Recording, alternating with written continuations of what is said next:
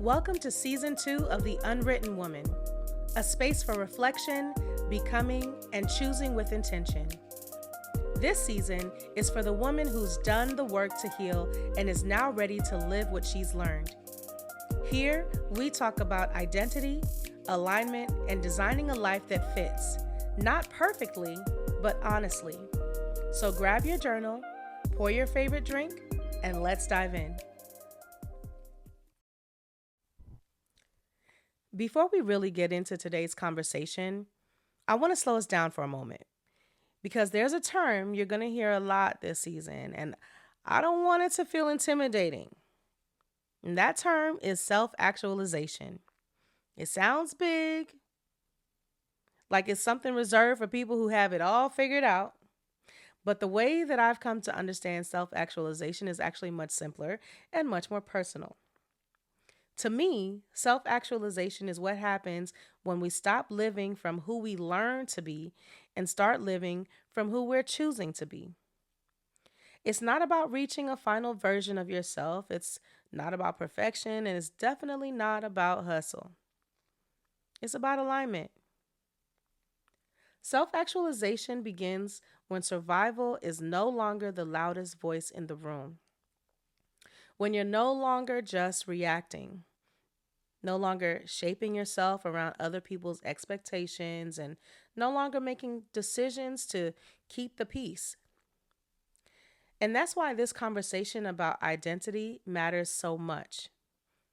Because before we can design a life, before we can set goals, and before we can build systems, we have to ask, who is this life actually for?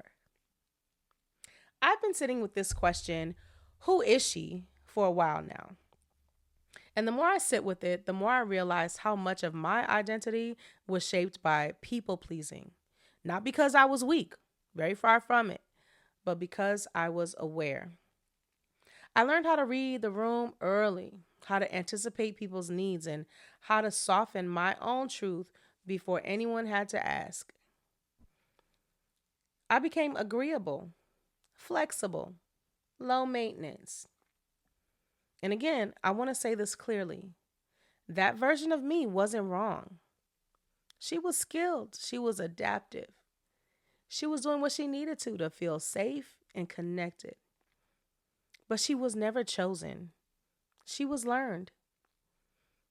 And that difference matters. Because when identity is learned instead of chosen, we end up confusing who we are with how we survive.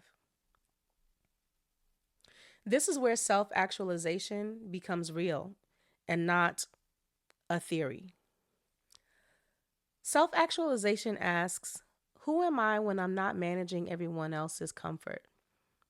Who am I when I'm not editing myself to be more acceptable? Who am I when my choices are guided by alignment instead of approval?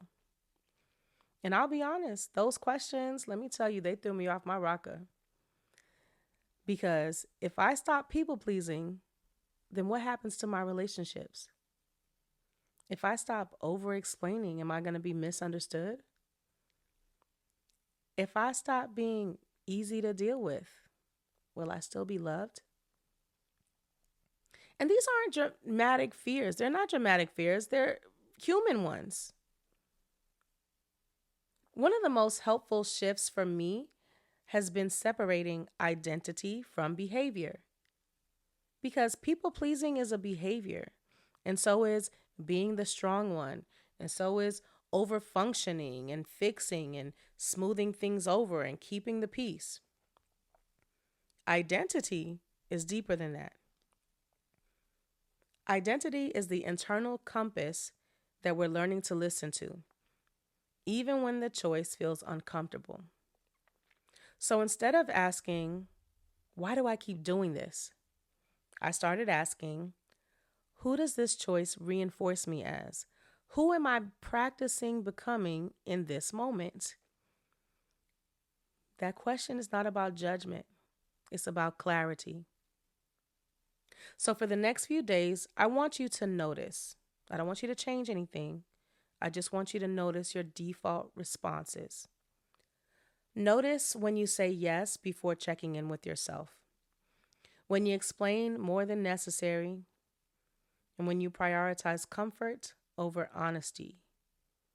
But remember, we're not fixing anything, we're just noticing. It's just for awareness. Awareness is the beginning of choice. Here's something else I've learned. Identity isn't formed in big dramatic moments. It's shaped in the small ones, in how quickly you respond, in what you tolerate, in what you explain and what you don't explain. Which brings me to another gentle practice. The next time you're making a decision, pause and ask yourself, does this align with who I'm becoming or who I learned to be? If I keep choosing this way, who will it make me over time? Now, you don't have to act differently yet. Just pause. Pause long enough just to hear yourself. That pause is powerful. Designing identity isn't about reinvention. It's about permission. Permission to be slower, to be quieter. It's permission to be more honest, even when it feels unfamiliar. And sometimes the most self-actualizing choice isn't bold or visible. Sometimes it's choosing rest without explaining it, letting a message sit, saying, I need to think about that instead of yes. This week, choose one moment to respond differently, not dramatically, not confrontationally, just different enough that you notice.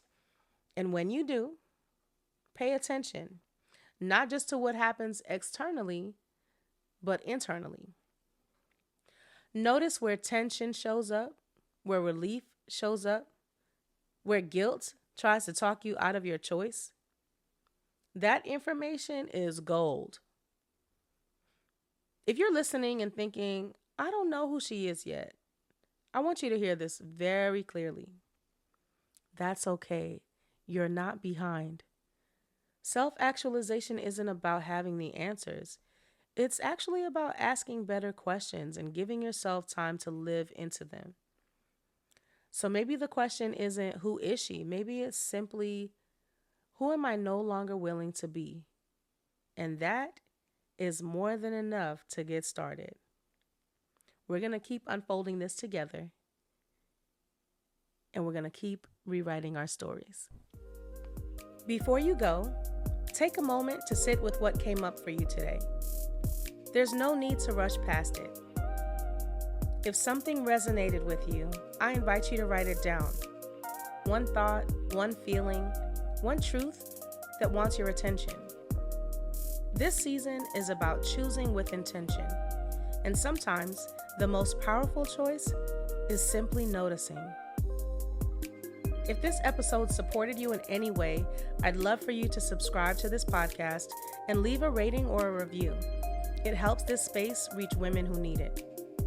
You're also welcome to like, comment, or share this episode with someone who might be on a similar journey. Thank you for sharing this space with me. Until next time, be gentle with yourself and keep writing your story.